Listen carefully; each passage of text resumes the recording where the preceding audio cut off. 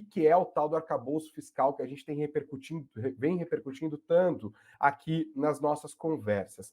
A regra que vem para substituir o teto de gastos. O teto de gastos era uma regra mais simples, né? Basicamente, ele congelava os gastos da União, ele pegava, ó, quanto que a gente gastou nesse ano? Vamos corrigir pela inflação, e é isso que o governo pode gastar no ano seguinte. Aí, no ano seguinte, é o que ele gastou corrigido pela inflação, ou seja, ele congelava aqueles gastos ali de 2016 por 20 anos, tinha um período ali no meio desse prazo, 10 anos depois, que a regra poderia ser revista, mas claro que ela não chegou lá porque ela foi abatida em pleno voo com sucessivas modificações justas, não justas, esse não é o debate aqui.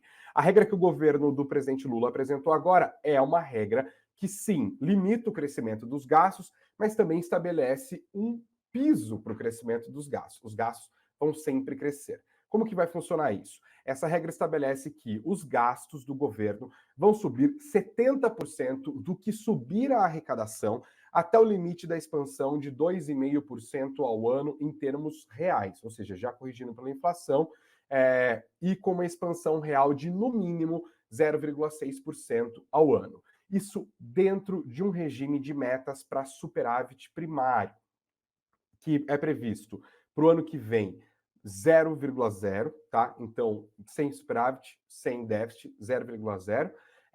Em 2025, um superávit, que seria o quanto que o governo arrecada, menos o que o governo gasta, um superávit, saldo positivo, de 0,5% do PIB em 2025 e seria de 1% do PIB em 2026, último ano do governo Lula, isso dentro de uma banda de variação de 0,25 ponto percentual para mais ou para menos. Então, se a meta é 0 no ano que vem, pode ser mais 0,25 ou menos 0,25.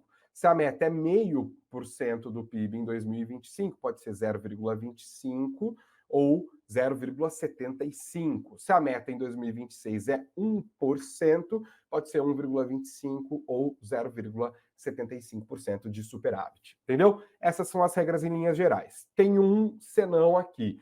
Quando o resultado primário não for cumprido dentro dessa banda de variação aqui, o crescimento dos gastos no ano seguinte vai ser limitado a 50% do que crescer a arrecadação, e não os 70% da regra original. O mercado olhou para ali, começou a fazer cálculos e tal, e a questão que logo surgiu em investidores para cumprir essas metas estabelecidas pelo governo Lula, há necessidade de um aumento importante de arrecadação.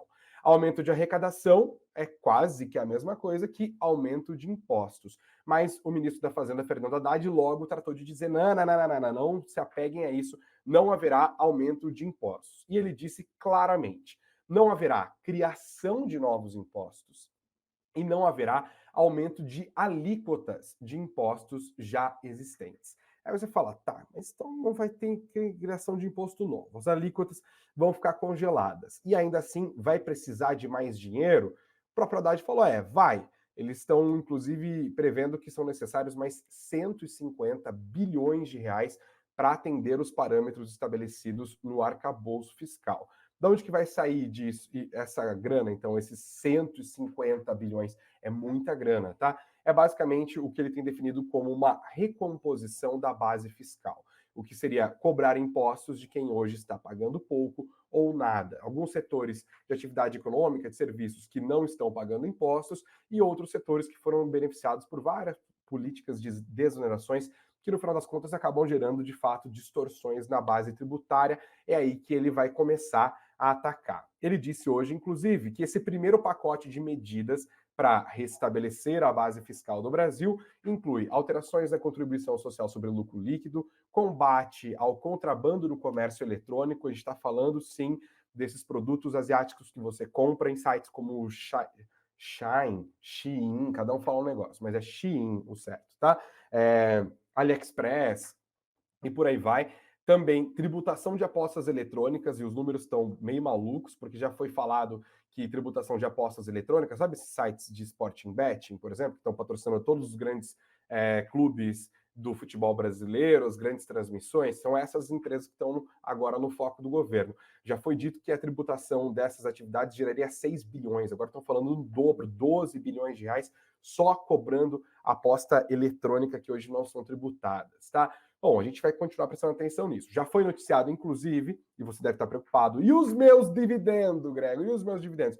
Olha, até agora não tem notícia sobre isso, mas não é de se surpreender se de fato isso acabar sendo incluído nessas próximas medidas que o governo deve apresentar ao Congresso para recompor a tal da base fiscal do nosso país. O que foi já noticiado aqui e acolá é que uma das medidas seria a tributação dos fundos exclusivos, que são aqueles fundos de investimentos que tem só um cotista, é um veículo de investimento, claro, para os super ricos. Esses fundos seriam tributados, isso já foi tentado outras vezes em outros governos e não houve força política para que isso acontecesse. Será que o governo Lula, cuja base no Congresso a gente desconhece até agora, vai ter forças para fazer isso? Quanto isso foi costurado de fato com os líderes dos partidos políticos na Câmara, no Congresso, a gente ainda não sabe dizer. O que o Haddad disse hoje é que, além dessas medidas que serão enviadas ao Congresso nos próximos dias, o próprio texto do arcabouço fiscal deve chegar ao Congresso antes do dia 15 de abril. Isso porque ele está aproveitando para fazer esse jogo, esse corpo a corpo com os congressistas nesta semana,